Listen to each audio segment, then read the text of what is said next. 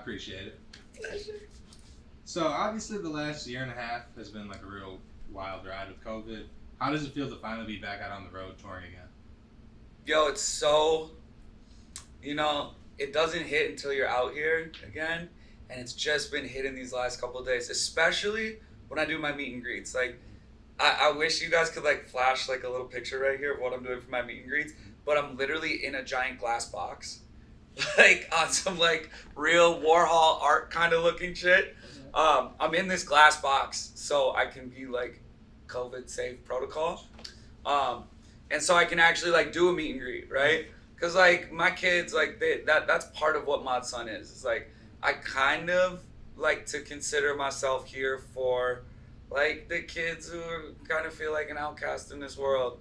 And like, yeah, they love my music. But so much of Mod Son is like the words that come out of my mouth, what I say, my interactions with people, being grateful, all that.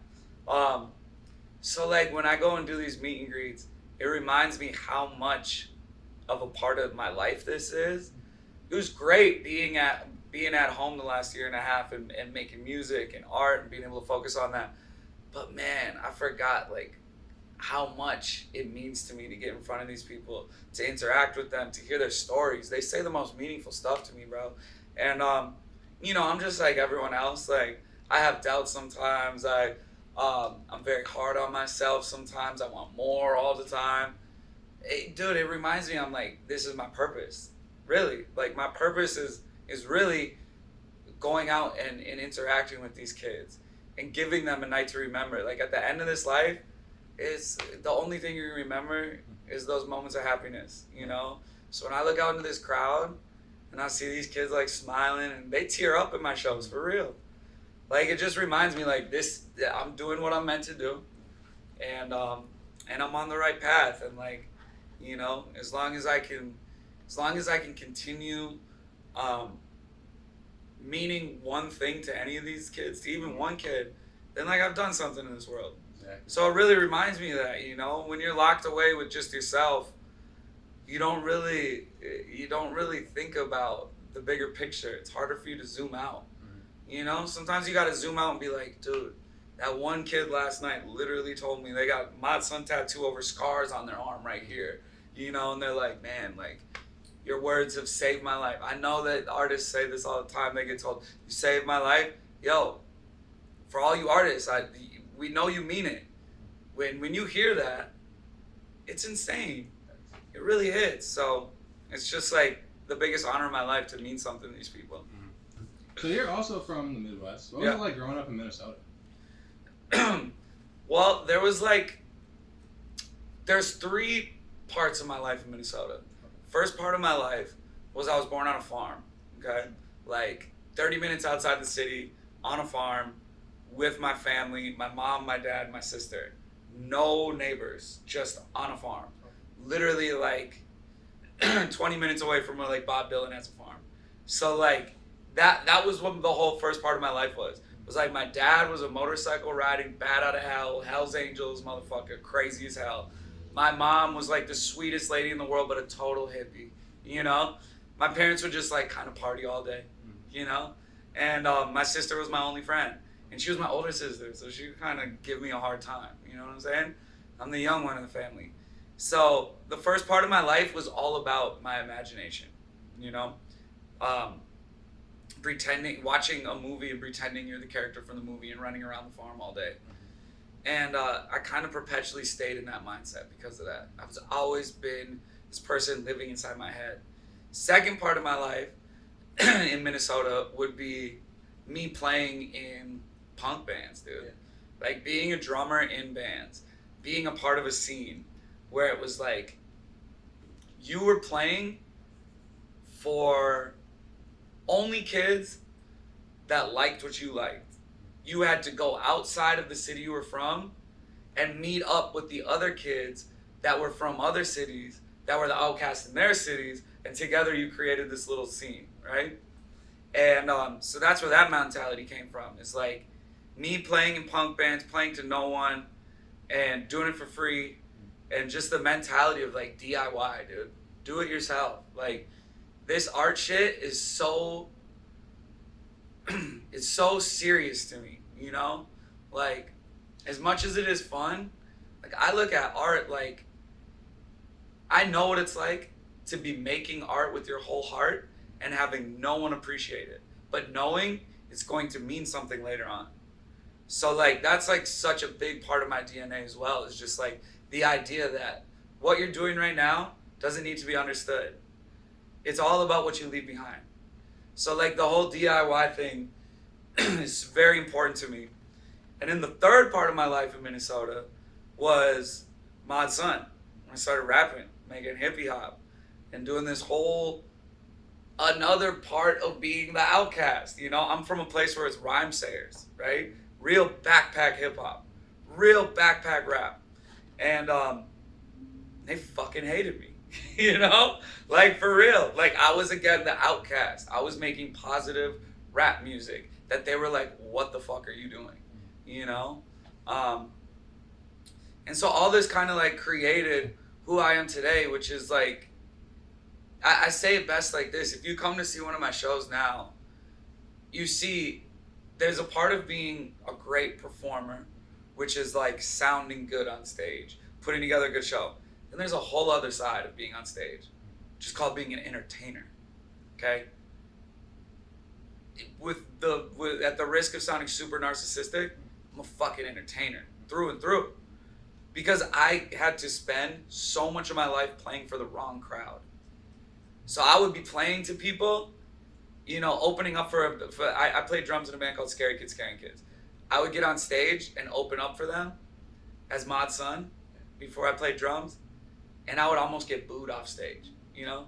Because they're, like, there to see a hardcore,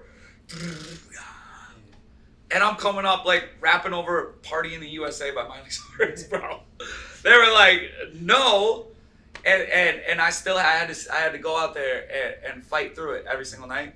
So, like, playing for the wrong crowd for so many years has taught me how to be a beast in front of the right crowd. Yeah.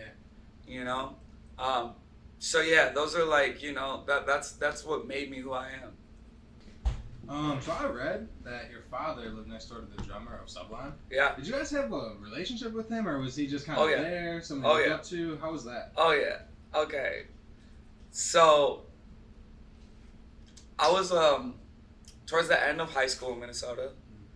I was a bad kid. I was, like, a real bad kid. Like, my mom was a single mom trying to keep me in line. There's no chance. Like, I was sneaking out every day, skipping school. So she sent me out to, my dad lived in Long Beach, California. She sent me out there thinking that my dad was somehow going to discipline me, which was totally opposite. My dad was fucking insane, dude. Like, 10 times crazier than me. And he happened to live next door to the original drummer of Sublime. So I move out there, and I had been smoking weed in high school. And my first experience was, like, I showed up to my dad's house. I didn't have a cell phone. Or no. I had a cell phone, but I didn't know my dad's home phone number, right? And so I got there at night, and I was like, dude, I'm in Long Beach. I'm a skater at this point, like, super into skateboarding. And I'm like, I'm going to Cherry Park. I'm going to go skate around Long Beach. Dude, I get lost. Can't find his house. So I'm, like, lost for 2 days out in Long Beach. My dad's, like, passed out on the couch. And I finally, like, stumble home. I get home, and I run into my dad's neighbor, and he's like, yo, come inside. Let me show you something. I walk inside. His whole house is just, from the ceiling, hanging weed plants, hanging everywhere. He's like, yo, so you're out here staying with your dad? He's like, I kind of need I need some help trimming this stuff. Like, you want a job? And so I spent, like, the next 3 months trimming weed plants, learning, and he ran this thing called Long Beach Chronic, which is, like, famous in Long Beach, super famous. Long Beach Chronic. He, like, opened up one of the first, because California was the first place to legalize weed, right? So it was the first place with dispensaries. He opened up the first dispensary in all of California. And then I started, like, working in there. Long Beach Chronic, dude. It's crazy. But yeah, I totally had a relationship with him. He's probably going to watch this, too. Shout out my man. But yeah, I spent a lot of time in Long Beach growing up. You worked with Nipsey Hussle really, really, really early in both of y'all's careers. Yeah. What was that experience like? Yo, so crazy. He was playing a show in Minnesota. And I was always a huge Nipsey fan. Like, talking about DIY, like, he was the epitome of DIY.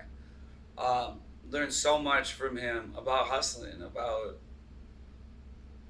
how to have the confidence to know that your brand is worth something before the whole world does, you know? And he was playing a show, and my crazy ass just walked in. I always found, so here's what I would always do, man. We've seen the Mod Sun tie-dye hoodie on so many people, right? From Kendrick Lamar to Mac to all of them. Like, how I would make that happen, because I'm a hustler, is I would walk into people's shows and I would hand them a hoodie and I'd be like, yo, I know, you're like, what is this hoodie? Just look in the pocket of the hoodie after you walk away. They're like, all right. They open up, pull out of the pocket, half ounce of weed. And they're like, oh, I like this guy. Like, that's how I got so much of my friendship in this game, was like really like walking up to people and making friends, you know? That night, like, I ended up being like, what are you doing? You're in town. Let's do a song. I got this beat from Static Selecta, you know? And like Static Selecta, he's a legend. So like, he was like already interested. We got in the studio. I want to say this was the first time. This was like before, I think this was right around the same time as the Carter 3 documentary, you know? Well, everyone knows what I'm talking about. So it might have been right before it. I want to say this was the first time I ever saw someone do the whole, like, not write your raps down thing. It was Nipsey. Doing it, like, bar for bar, just going in, thinking about it, and doing, like, bar for bar. And I was just, like, blown away. Like, my funniest thing from that story was, like, so, like, if you can find a picture of me in 2010, I have hair down to here, I'm, like, hippie mod, and I'm in the studio on the other side of the window from Nipsey rapping, and I'm like, he gets done with this verse, and my crazy ass is like, yo, Nipsey, sick verse. I was like, can you shout me out? And he's all like, all right, you're crazy for asking that. He's like, I'll do it for you. And at the beginning, you hear this intro that Nipsey does, which is just like, it's legendary to me. It's a crazy experience, man. It was a very crazy experience. Like, you know, still one of my favorite rappers. Unbelievable to have a song with him. I have this mixtape called Blaze by the Bell, which is crazy. I mean, it's got, I have a song with Schoolboy Q before Schoolboy Q was Schoolboy Q. You know, you got to ask me about how I met Schoolboy Q too. Like, this is a crazy story. Cut. Yeah. How did you meet Schoolboy Q? So, like, I met Schoolboy Q like this, dude. Check it out. And it all comes so full circle. Check this out. So, like, I'm playing drums in a band called Four Letter Lie. We're in, like, Salt Lake City or something, I want to say. And my band is staying in this parking lot. This is, like, after the show. We're staying in this parking lot. I, like, look across the street. It's a giant tour bus that says Tyga on it, right? And this was, like, Tyga, Coconut, Lime, whatever that song was, right? It was that era. Right when Tyga came out, okay? And I'm like, yo, again, mod being mod. Yo, I'm going to go up to their bus, see if they want to smoke. Go knock on the door. Schoolboy Q answers the door. Or no, actually, check this out. Gata answers the door, okay? Legendary Gata. Schoolboy Q and Gata used to be hype men for Tyga, okay? Like, people don't really know this, but, like, Schoolboy Q used to be GED, okay? And so Gata's like, oh, Tyga don't smoke, but me and my crew will come. I'm like, yeah, come on, let's go. So we go, they come off their bus, and we go to my band's van. And on the walk over, Gata's like, yo, this is Schoolboy Q. He's going to be one of the biggest rappers in the world one day. Mark my words. I'm like, okay, whatever you say, dude. Like, where's Tyga? No, I mean, like, I was literally like, aren't you guys with Tyga? Like, who's Schoolboy Q, right? Like, but I was just like, there's something about the way this dude Kate is talking about this dude. Like, all right. So we get in my van, and I want to say, like, they just started rapping for fun or something. Because I had just, like, at the end of Four Letter Lie, I was just starting Mod Sun. So I had, like, a few, like, demos and stuff. I was like, oh, I rap too, guys. Like, yeah, let's rap. Something like that. We smoked. And, like, all of a sudden, like, me and Schoolboy Q become friends right there. We stay in touch. And then, like, this was, like, Two Dope Boys era, you know? And I'm, like, going through Two Dope Boys. And, like, I see Schoolboy Q again. This is, like, a year later. I see, like, some article about him on Two Dope Boys. And we reconnected. And, like, we did this song. It's called Tie Dye Everything, which coincidentally, the initials of Tie Dye Everything are TDE. This was all, like, before TDE started, you know? I have a song with Ab Soul. Like, all of them, bro. And we became great friends. And me and Schoolboy Q, we have a song, we have a video out. Like, Man is in that video. Like, remember Man, M-A-N-N? It was so funny. Man, it's been a crazy ride. But then here's how crazy it is, the full circleness of it. So I've known Gaeta now for 15 years, dude. 15 years I've known Gaeta. Probably more, dude. And me and my brother Machine Gun Kelly, we just shot a movie, like a real actual movie that's gonna be in theaters. We'll talk about that. But we casted Gaeta in it, you know? Like, I was like, yo, I'm gonna call my boy Gaeta. We're gonna get him in this because he's having obviously this huge success with the Lil Dicky show, which is an unbelievable show. And Gaeta is like one of the, I mean, if not the best part of that show, he's one of the best parts of that show. It's just crazy how full circle it all came around, man. Like, that is a great story. It's crazy. The irony that you went to go smoke with Tiger and they said he doesn't smoke, and then a couple of years later he blew up off a song called Faded is just hilarious. That's so funny. So a few years ago you shot the music video for Ballin with Cole of Lyrical. How did you guys first connect? Let's see. Well, the first Lyrical video I saw was the Warhol video. Shout out Warhol. We still talk. Obviously, I'm like the biggest Andy Warhol fan, so when I saw a rapper named Warhol, I was like, okay, this is sick. That video was amazing when they did the little Warhol next to the car. That was like an aesthetic we hadn't seen yet. Everyone has wanted to duplicate that since. Shout out Lyrical Eliminate, bringing that thing in. And I think I must have reached out right away when I saw it. And then I think Cole had mentioned that he had been to like Mod Sun shows or listened to me in high school or something. You know?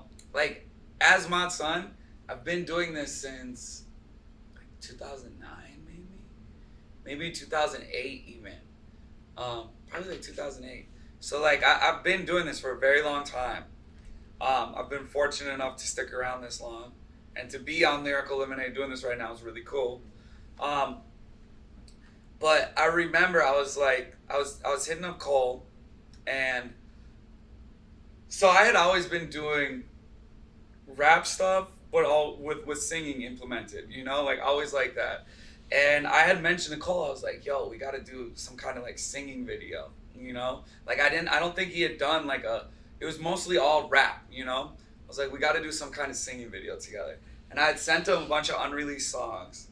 And he was like, yo, I love this one, which happened to be like a remix cover that I was doing. And he came over to my crib. He came over to my house over in Woodland Hills, California, when I was living by myself, me and my dog, like my actual dog. And we just shot that in like 2 hours. And I mean, it's a legendary moment. Looking back, I'm like, maybe we should have done like an actual Mod Sun song. Like, you know what I'm saying? But it was fun. Like, I'm just like, yo, I really look up to what Lyrical Eliminate has done. I love the fact that it's broke into the mainstream and remained so cool. Like, it's really hard to do, you know? It's a code that's really hard to crack. It's to remain cool, true to your roots, but still become gigantic and compete with corporations. It's crazy. But I think Cole had mentioned that he had gone to Mod Sun shows when he was younger. He'd been listening to me. So it just connected like that. And I think, I know this, and I've told Cole this. Not only does he have the traits of it, but he's a true visionary, you know? And everyone loves him. I've never heard someone say a bad thing about him, which is like, you know, again, one of the really hard codes to crack in this world. So, any Lyrical fan that's watching this knows the phrase, think deep, don't sink. Mm-hmm. We've had it on merchandise, we've had it on posters, it's been a part of the festival before. It's a big phrase within Lyrical, and within Cole, within Lenny, stuff like that. Yeah. people don't know that phrase actually came from you. Can you kind of tell the story about how that came about when you talked to Cole about think deep, don't sink? That's so cool. I'm so glad we're saying this. It's so funny. Like, here's how it happened. So I have think deep, don't sink tattooed here on the top of my fucking shoulders, whatever. I have a song called Think Deep, Don't Sink. And it's like a real, it's like a real deep cut. It's not on one of my projects. I think it was just a song I threw out for free. It's a real, introspective kind of song. And I remember where I was. I was in New York City. God, this must have been 6 years ago, maybe even more. I don't know. I was in New York City and I got a text from Cole Bennett. He's like, yo, I'm about to get tattooed right now. What should I get? And I was like, without even thinking, I was just like, think deep, don't sink. He's like, oh, okay, I love that. And he got it. That was his first tattoo. And I think, I think it's a great phrase. I'm so glad that it's gotten to be shared with the world. To me, what that phrase means is that, give it your all, but don't let the thought process ruin the art. It's like, one of the other things I like to say is don't think, just create, because it's like, once you start, the best thing for an artist that I can say to you is once you start thinking about the people that listen to you when you're making something, it stops you from creating what you're supposed to create. You start to go, oh, what do my fans want though? And that's not what being a visionary is about. It's about leading your audience, So think deep, really, really try, for the last couple, there was a part of the last generation that was about not caring being cool. I've never thought that not caring is cool, I think to care is cool. I remember I saw a band play one time, and the headliner came on stage and he was like, and I loved this band. And I lost all respect for him that night because the singer came on stage and he goes, I would shout out the bands that played before me, but I don't even know their names. I was like, that is so fucking lame. Not caring is not cool. So think deep, give a fuck, care, but don't let your own mind stop you from creating. There's something about being channeled and not trying to be in control of what's coming out. And I just am so happy that phrase has gotten to be shared because I think it can really help. It's a double-edged sword. It's saying give a fuck, but don't stop yourself by giving too much of a fuck. Be free, let it be channeled, let it come out, and worry about it later. That's amazing. Shout out Lyrical Eliminate. Think deep, don't sink. I'm so glad we got to say that, man. So this is kind of like a 2-3 part question, but to start, you and Machine Gun Kelly have a very great relationship. How did you guys first meet? Yo, so there's a photo of us first meeting actually on the internet. If you type in Mod Son, Machine Gun Kelly, and T Mills, which is so funny because T Mills is Travis Mills. He's in a band now called Girlfriends, who's opening on my tour. See, I know the name of the band's playing for me, man. And we met on Warped Tour 2012 maybe, or 2010. It's one of those Warped Tours. We met, and if anyone knows Cal's, Machine Gun Kelly, he doesn't go around looking for friends. You know what I'm saying? He's very if you get let into his life, you really mean something to him, Shout out the Paper Cuts video. Shout out Cole Bennett, Machine Gun Kelly, making arguably one of the most creative videos of the year, without a doubt. It's really unbelievable. I think I've directed videos for Machine Gun Kelly multiple. So put me to the side. Cole really, I think it's Machine Gun Kelly's best work. It's beautiful. It's like a cinematic masterpiece as far as I'm concerned. Very artistic. I like art. I'm all about art. So you could have huge views because you're doing some glamour shot looking shit. I'll take no views in art all day, Lucky for Paper Cuts, it's got views and art. So win-win. Kels he wasn't trying to make any friends on Warped Tour, and somehow, the second we met, he could tell it better, but the second he met, he was just like, dude, this dude's crazy, and he's so happy. He's so happy, and he's not like telling me to be happy, but his happiness is making me happy. This is what Kels has told me. I've heard him say this story, so I'm kind of regurgitating his words, but and that's what made him want us to be friends, was because Kels at that period was in a very dark place, and he didn't have per se that energy around him very much, of just like, man, how you doing today? This is the best day of my life. I woke up this morning. I wouldn't trade this for anything. Life is beautiful. Without it, you'd be dead. And he loved that. And from that moment on, we spent the entire Warped Tour together every day. And then Warped Tour ended, and he just moved out to California, and I moved out to California. And we just became brothers in every term. And what really changed the dynamic of our relationship is we were standing in my driveway in North Hollywood. It was called the Hippie Hideout, the original Hippie Hideout. Crazy, legendary house. He was standing in my driveway. He was like, yo, I just made this song. I like sampled the Sail, that one song. Who did that song again? Sail song? Yeah. Shout out that band. I can't think of them right now. He remixed them. He sampled them, made this crazy rap song called Sail. And he was like, yo, I'm about to drop it in like 3 days. He's like, you want to shoot the music video for it? And I had been directing music videos for myself for like, I don't know, maybe 3 years at this point. Really like directing, And of course, I'm like, yes, no budget at all. Just like, let's make the most artistic thing possible. We made a one-take video for his song called Sail. Look it up right now. It's one of his highest viewed videos. It's like 350 million views for $0, shot at my house. And again, the lack of sounding like super narcissistic, I'm just gonna state facts. This was what kind of started the era of the one-take videos. Because we all saw the one-take videos like take off for years and years after that.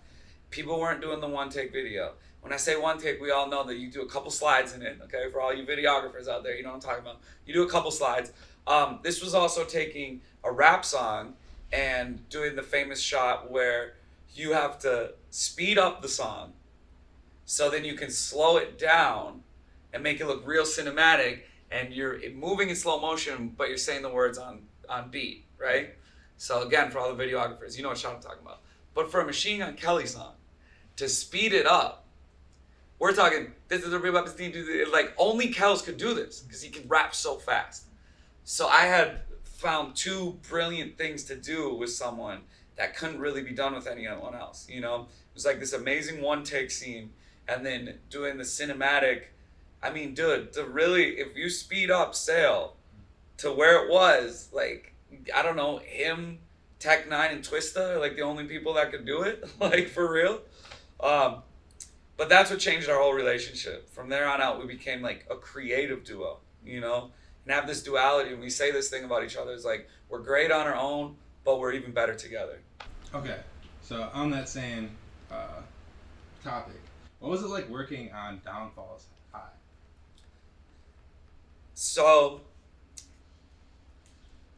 Downfall's High was our first like directorial debut of making like a short, you know what I'm saying? So check this out. Here's the thing, is like, I've always understood that albums are turning into a visual landscape, right? So I had this album called Movie in 2016, and I made a movie called Album for it, where I was like, I'm gonna turn this album into a short film. So like, if you go and look up, if you type in Mod Sun album, you'll find this short film. Doesn't have that many views. Very, very underrated. But it's that format, right? It's about making a short film out of your album. You know, I had always known that this is where albums were headed, and I had a budget this big to do mine, and so I got to hit the go for the target, but not go hit the bullseye, right?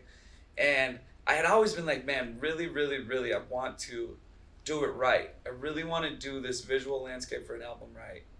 And so when Kellis told me that, he was like, I want to do that. I want to do that for my album. I was like, okay, we're going to have to go all out. Like, we really got to go all out and, like, actually create this story. And one of the biggest things about what I like to bring to the table with anyone, but especially with me and Kellis, because we have, like I said, this, like, duality thing where he does what I wouldn't do and I do what he wouldn't do, and then we come together and it makes this whole different thing. Like, what I like to bring to the table is, like, one, pay homage to, like, my favorite things. And then two, I like to, like, do stuff, like, tackle a subject that I've wanted to tackle since I was young, right? And make that whole, like, bucket list thing come true. So, like, Van Gogh syndrome is what that's all about. When you look deep into it, it's all about the Van Gogh syndrome. Which, in my mind, what the Van Gogh syndrome is, so Van Gogh famously cut off his ear. He basically died without selling any paintings, right? He, in his head, thought he was a failure. He thought he was the most hated artist of history. I mean, I guess I can't speak for him, but he died without selling paintings. And now he's regarded as one of the greatest artists of all time. In my mind, what that did is it created the idea that artists need to be tortured for greatness. And, we've seen it over and over in time. One of the most famously one that we can all know about is Kurt Cobain, a tortured artist who, like, had a family, he had, like, a home life, he had parents, came from a small town, and we take these stories as artists, and over time we've kind of adapted it into the DNA of an artist, that, like, you can't have balance to be a genius. You can't have, like, an amazing family life. You can't have, like, a healthy relationship. You can't be wanting to work out and eat right and all these things and not do drugs and drink. And, I was, the 27 Club is all tattooed right here, bro. I mean, like, I had adapted so many of these things into my thought process. Like, Jim Morrison is one of my favorite artists of all time. Like, he wanted to be known as a poet. And if you watch the Oliver Stone movie about the Doors, they paint Jim Morrison as, like, this fucking maniac who's just constantly on drugs, and you have to be out of your mind to make, brilliance. And, like, I've always wanted to find a way to tackle this subject and be like, there's a way to break that syndrome, and break that cycle. I've changed my whole life so much in the last 2.5 years. Like, I haven't drank or done drugs in 2.5 years. And I'm very proud of that. So, downfall's high, to come back around, I wanted to tackle that subject. So, like, if you look deep into it, the main character, he cuts off his ear at the end. So, like, storyline, that's, like, part of the thing that I'm very proud of with that. Working wise, it was, like, really cool to do something for the culture, It was, like, bringing together a bunch of people that are in the pop culture. We got Sydney Sweeney from Euphoria, like, insane. And then we got Lil Hoodie in it, who's, like, a total, like, TikTok star, who's now crossing over into music, doing great, awesome kid. And then throughout it, it's, like, the cameos of his entire album and bringing it to life. And I think it, like, started a huge trend, Since then, we've seen Amazon Prime dropping, like, 6 or 7 short films for albums since then. And it's really the way of the future. So it was amazing. I also scored and sound designed the whole thing, which is, like, a big thing for me. It's like, I like to put my finger on the pulse of everything that I do and, like, really be in charge of, like, every avenue of it. So from editing to sound design, So Downfalls High definitely made a ripple effect, and it also opened up the door for what me and Kels just did. Yeah, so you recently announced that you're going to be co-directing, starring in the film Good Morning with AU. Yeah. How did that come about? What can fans expect from it? Just tell me about it. Okay, so I'll give a little bit of exclusivity to this, to Lyrical Eliminate, because I love you and hopefully I don't get in trouble. So like Good Morning with You, we co-wrote it together, co-directed it together, and we're both acting in it. This is not a short film. This is not like a YouTube drop. This is like going into theaters. This is like really crazy. When this pandemic hit, and me and Kels were both at home, he was going through something, and damn, I don't know how much I can say.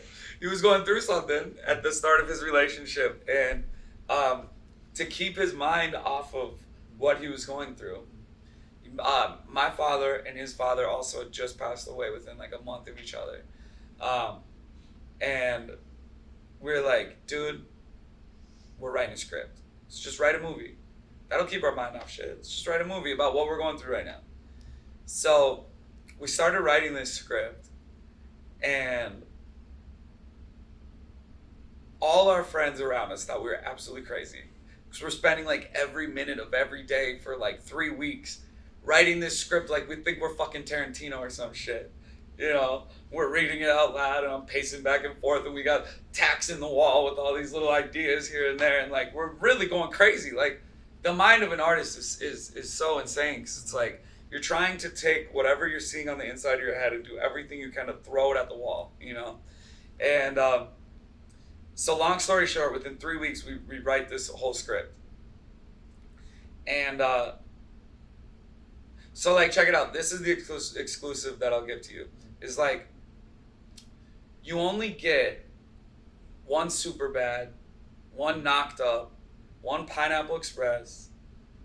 You only get those like once every 3-4 years. Sometimes once every 6 or 7. Those films are timeless in a way that like can't be touched. They're not defined by the era, you know? They're not defined by like the style and the time of it. It's like this feel-good comedy that just can live forever. So we wanted to make like a stoner comedy, right? And it's so, in this world of stoner comedy, it's so funny what they do. This is no disrespect to the look of those films or the DPs or anything. But when you talk about stoner comedy or like smoking weed or like doing acid or any of these things, you like relate it with high level art, right? You relate like smoking with art and like all this stuff. Stoner comedies, they focus on everything but the like cinematicness of it. So like I'm a huge fan of like Fight Club and like brilliant films that are cinematic masterpieces. When you look at it, you're like, the DP on this was crazy. They like cared about the color palette. They cared about making sure every color in this movie doesn't clash with each other. Like I'm crazy about that shit. You look at a stoner comedy and they're all like based around like this dude living in their like parents' basement or whatever. And like I and myself and Kels were like, we want to change that landscape, you know, however we can. And again, like all those movies are incredible. We just wanted to bring an element that we thought was kind of missing. And maybe I'm wrong, you know? This is just what my eyes see. And I'm not at all speaking for Kels. It's just Mod Son speaking. And we really wanted to like make a visual masterpiece in that kind of landscape. And so we set out to do that. And while doing that, we had this script written before Downfalls High, okay? And we were taking meetings in Hollywood. And we had all these people that were like, dude, this script is fucking amazing. It's hilarious. We're reading it and like we're laughing. But you guys have never directed something before, so we'll totally buy the script from you, but we're gonna get a director for it. And we were like, no, not gonna happen. We're gonna direct it. And everyone was kind of like, sorry, we're not gonna do both with you. Then Down Falls High dropped. And everyone saw Down Falls High. And we're like, whoa, this looks good. Like, this actually, you guys took your time with the look of it. So we went around and we got these new meetings. And they were all like, yes, you guys can direct it. And we found the home, which is this amazing, amazing company called Cedar Park. David Ayer and Chris Long run this company. David Ayer did fucking Training Day and fucking Suicide Squad and legendary films. And they believed in us, and we got to make like the movie of our dreams with the cast of our dreams, dude. Like the cast that we have in this: Becky G, Dove Cameron, Gata, Pete Davidson, Kels, myself, Megan Fox, and then that's like lead Zach Villa, like Boo Johnson, a fucking pro skateboarder. Like these are Jenna Boyd from Atypical and many other things. Amazing lead cast. It's an ensemble. And then y'all don't even know the cameos that we got. That's just the cast. Like the cameos that we have throughout this thing. Whitney Cummings is like a star in it. Like, oh my God, bro. I can't even believe I can say those names. It's brilliant. Like, so I'm not going to tell you what it's about. I'm not going to tell you what to look forward to. I just want you to see it. It's incredible. I'm very proud of it. We spent a lot of time on it, and we have a lot of time we have to spend on the post-production of it now, but it's going to be incredible. I'm very, very, very proud. It's our directorial debut. We co-wrote the script. It's my acting debut, you know. It's going to be amazing. Good Morning With You. Go see it when it comes out in theaters. 10 years ago today, September 18th, 2011, you tweeted about your big fear of skydiving. Yeah. Is that still a thing? Did you ever overcome it? Have you skydived? Hell no, I haven't skydived. No, that's so funny. Is it September 18th today? Mm-hmm. That's so cool. Mm-hmm. What a great question. Wow. That's so funny. 10 years ago. Yeah, that'll never change. Like, unless my girlfriend is like, yo, we have to go skydiving together, like that's the only person that could convince me. Otherwise, it's like, hell no, bro. I'm not doing that shit. I'm so scared of heights. And I do not, I'm not trying to risk this life, bro. I love this life, bro. I don't want to risk it on none of those shits. I don't even want to get on roller coasters. I'm the same way for both of those things. Yeah, bro, fuck that. All right, 2 more quick questions. And I'll get out of here. 3 more. We're good. So do you ever look back at your journey and your growth and sometimes think like, wow, like as a kid from Bloomington, Minnesota, like I've came a long way? I try to do that every single day, honestly. I have a burning desire to be one of the artists of my generation that's remembered, you know? So like, I'm fascinated and I will forever be like, eternally like, I want more, I want to do more, I'm not doing enough. I need to expand and you know, get bigger and bigger. Like, I'm always like that. And then I try to stop myself and I'm just like, yo, you already won. You already won, man.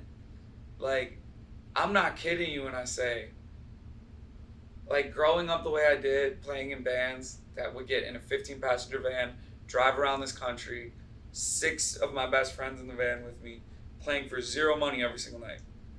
Just going on stage to perform and be like, yo, if anyone here has a house that we can stay at tonight, we have nowhere to stay, let us stay there, otherwise we're sleeping in our van.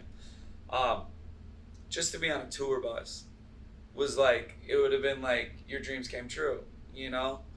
I'm playing sold out shows right now in front of 1,000+ people every night. Like, it will never be something that I take for granted.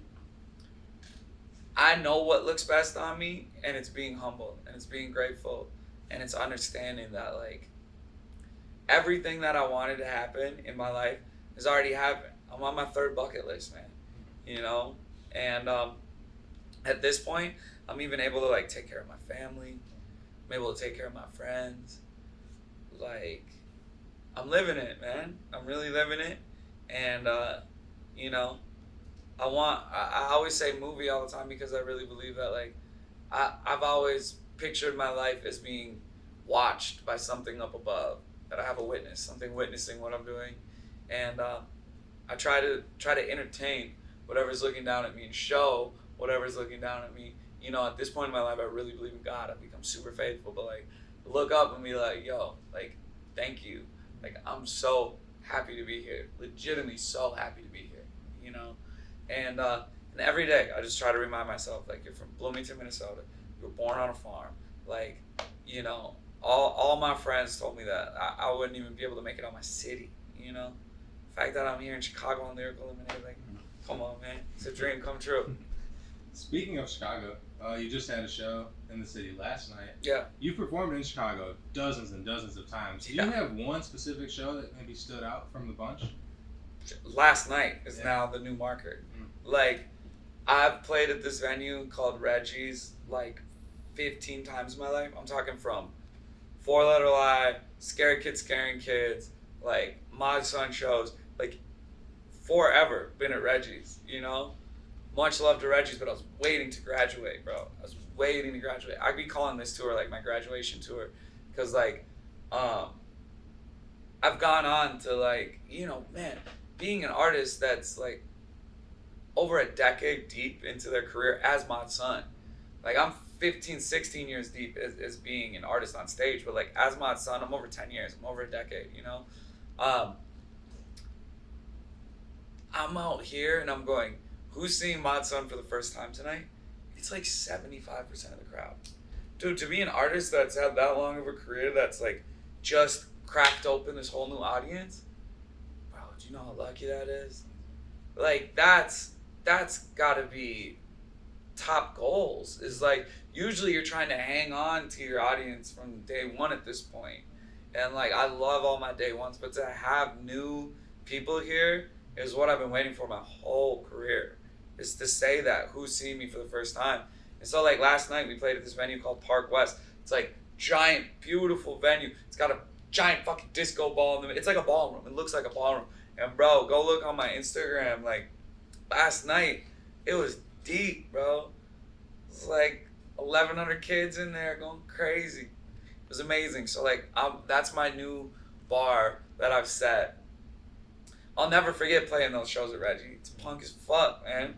You know, it's like, it made me who I am. It makes me really, really appreciate it. Like, I'm so glad that I had to work my ass off. There are artists right now that are going on their first tour right now that are playing 10,000 kids on a tour bus. You know, living the life. Have fun with that trajectory, okay? I really hope that in 10 years you're playing to 50,000 people in arenas. But I don't know if you'll ever understand what it's like to play to no one and then get to where you're at right now, in front of 1,000 kids chanting your shit, screaming your name. I don't know if you'll understand what it really feels like to have to work your ass off for that, you know? And I had to work for every one of those kids being out there. And, you know, it makes it that much sweeter. It really does. You know, and I like damn near tear up every night on stage when I'm looking out, because I remember there being like my mom and 3 other people in the crowd. I'll never forget that. That's amazing. 2 more questions. Are there any artists that you haven't had the chance to work with yet that you want to work with in the future? Yeah, I mean, there's a lot. There's a lot of artists.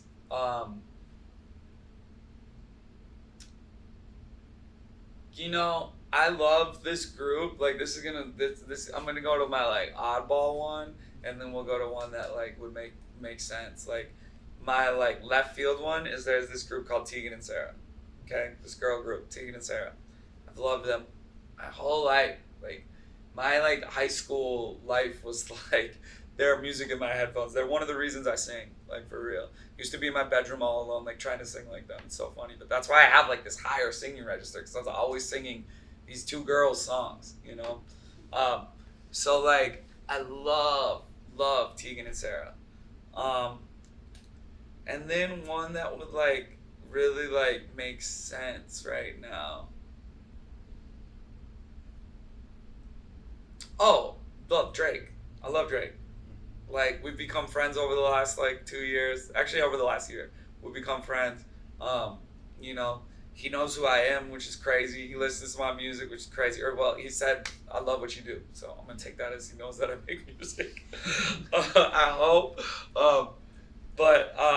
You know, we talk every once in a while. And, you know, come on, man. He's the biggest artist in the world for a reason. He's really incredible. Love Drake so much. And, you know, that's what I've been manifesting lately is like that Mod Sun Drake collab. And like, I have some ideas going on right now, to try to make this happen. So, hopefully the more I say it out loud, the more it'll happen. But we got Tegan and Sarah and Drake. And imagine if it was Mod Sun, Tegan and Sarah and Drake, which Tegan and Sarah are from Canada. So kind of makes sense.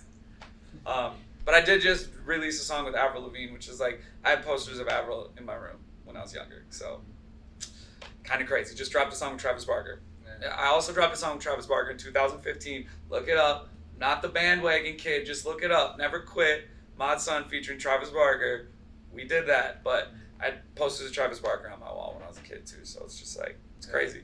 Yeah, those videos are really great too. All of your videos, but especially recently, like, the one that Machine Gun Kelly directed, like, really, really, really top tier visuals. Yeah, thank you very much. It's got, it's just the tip of the iceberg. Like, what I've got coming next is really incredible. It's really incredible what I got coming next. I can't wait. This next part of this era is going to be very special. I'm gonna break the mold. And the last question I have for you is, where do you see yourself in 5 years? I will be musically. I will be finishing up the era that I'm in right now, which is like, this is the internet killed the rock star era. Like, so I've studied art my whole life, and my favorite artists of all time, I'm talking like painters and videographers and directors and in art across the board. My favorites have always stood by the idea that every 10 years you reinvent yourself. And I 100% stand behind that, you know, and I've been like that since I was 13 years old. I've understood that. So like, the first 10 years of my musical journey was me playing drums, you know, in bands. Second 10 years was me rapping, you know, and now this third 10 years that I'm on is me singing. And it's singing and kind of completing the circle of where I started. Like, I'm making like very alternative music right now, you know. In 5 years from now, I will be getting towards the end of this 10-year cycle and moving towards my more Bob Dylan kind of era, which is gonna be like me and a guitar, me and a piano, and more stripped down. And so that's what I'll be doing musically. In 5 years from now, I will be in my, you know, I've dedicated the later portion of my life to doing a lot more stuff in the film industry, you know, being like a director and taking over that industry. Like, I haven't finished what I'm meant to do with music yet, you know. I'll be doing this music thing forever, but like, I'm still in like the prime of my music, you know. So I still have a lot of work to do in this music industry. But in 5 years from now, I will be heading in the direction of what I'm going to do in the film industry. You know, the second part of like the bigger portion of my life, you know, 40s and 50s and 60s and all that, is really going to be driven towards being an amazing director, being an amazing writer. So I'll be doing a lot more of that. I will be hopefully making cult classics, you know. Good Morning with EU is like the start of that. And I will be doing everything I can to like be making stuff. Like, I'm all about leaving stuff behind, you know, having stuff that like my kids, when I have kids, I don't have kids yet. No, I'm just kidding. I don't have kids yet, but like, though my kids are gonna be like, man, my daddy did this, like my daddy did that, and then their kids will be like, my grandpa was a legend. Like, I want to leave as much behind, you know. Remember me just like this is what I'm all about. So, I'll be leaving as much art behind, doing a lot more painting, doing a lot more directing and stuff like that, a lot more writing. But yeah, I got plans. I have, it's all planned out, you know. I've been writing this down since I was 13 years old. Like, this is what I'm going to be doing at this age. This is what I'm going to be doing at this age. And I'm going to stick to that. That was perfect. When you said kids, I was like, holy shit, did I miss something? Like, Little mod son. Yo, shout out. Are you still filming? Yeah, so go. Hey, shout out Lyrical Eliminate. I just want to say, I'm so proud of everything you've done. You have really set the bar so high for everyone to take their visuals seriously, to take their brand seriously. Like, I've always thought it was so important that when you're dead and they make this tombstone for you, it doesn't just say one thing. It says you've done this, you've done this, you've done this, you've done this. And I think Lyrical Eliminate is a great influence on all these kids out there that you don't just have to be good at one thing. You know, the most fucked up thing about being in sports is sports will tell you can only be a star at one sport. You know? We've had very few people as sports athletes that were like doing this and this. But it's never more than two. You know? You're only a superstar at one thing. And I like to push it out there that you should never be defined by one thing. Do as many things as you can. So bravo to Lyrical Eliminate. Cole Bennett, I absolutely love you. You're a visionary. Everyone in this office, shout out Elliot. Shout out everyone that's been working this Lyrical Eliminate thing for as long as it has. You guys are amazing. Keep it going. Don't slow down. I love you. Happy to be here. Mod Son. Movement on dreams. Stand under none. I believe in you.